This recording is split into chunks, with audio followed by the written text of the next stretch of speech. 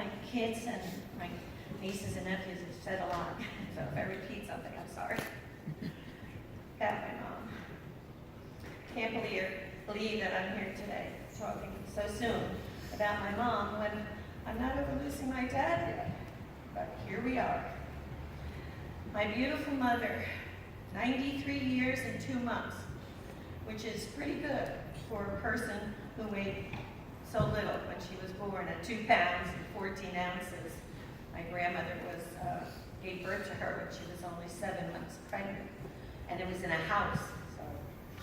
And she was placed in a shoebox on a radiator, and born in this house on Staten Island. It was her grandfather's house. Shortly after, they moved to Kastner Street in Linden, where she grew up. And when my mother was tragedy struck, when my mom was only 3 years old, and her sister was 2, and her sister Claire was 2 years old, and their father was shot and killed during Prohibition. My brother will talk more about the details. Their mom was left a widow. A year or 2 later, their mom married their dad's brother, who was her uncle, and he was the only father that she really remembered.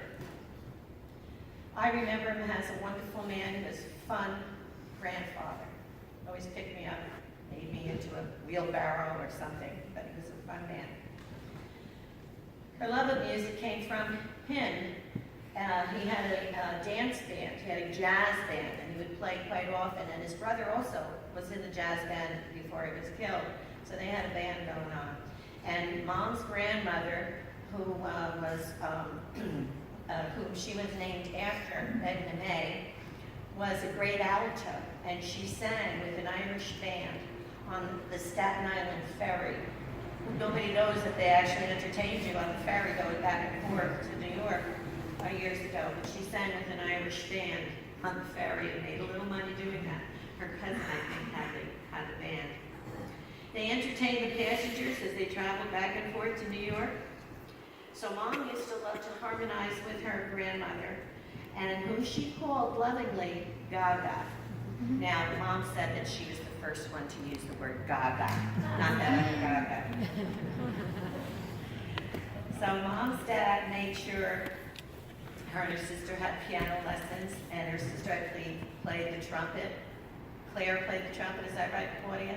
Yeah. And they also had lots of dance lessons, too. It's not surprising that Mom had all the leads in the high school musicals and shows, and she sang with the big band, and she sang with an orchestra as well. And they would travel all over county, playing at different functions. They even played for the USO. So when she formed her group called the Stewart Sisters, with her sister and her good friend Ruth, they sang at the USO functions and many things during that time period all over the county.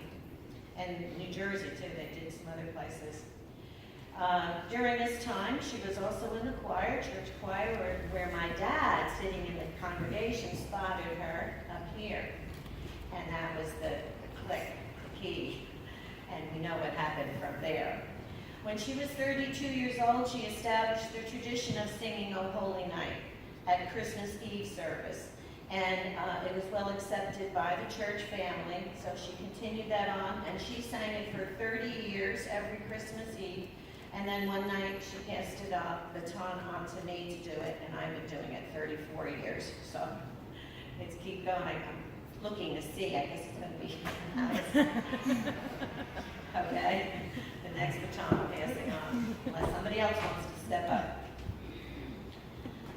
When I was about 12, let's see. When Mom kept her singing, always I decided to take more piano lessons and music theory class.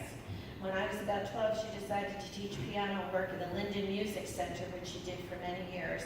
Later, she decided to teach from home, and she did that until she was about 89 years old, so she did that about 50 years. And she held a piano recital every year. How many of you were in that piano recital? I know there's a lot of you downstairs, remember, and she made the best cookies, right, for everybody. She was a great cookie maker. and she held that every year faithfully in June.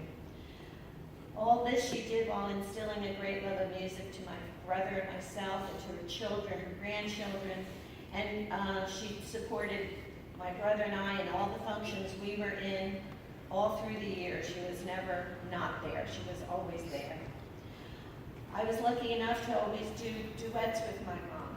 I feel bad that I'm never going to do a duet with my mother. It's hard to imagine that, because we did a lot of duets at weddings, at church, at parties, wherever she wanted to, on the strangers on the street. Mom would say, we're going to sing to them, okay? All right, Mom, what do you want to do? How did I do? Or, always one of her favorites, no matter who it was. And I sometimes feel bad for the people, but they always loved her. And she'd tell them they could join in if they wanted to. And some of them would. So to my surprise,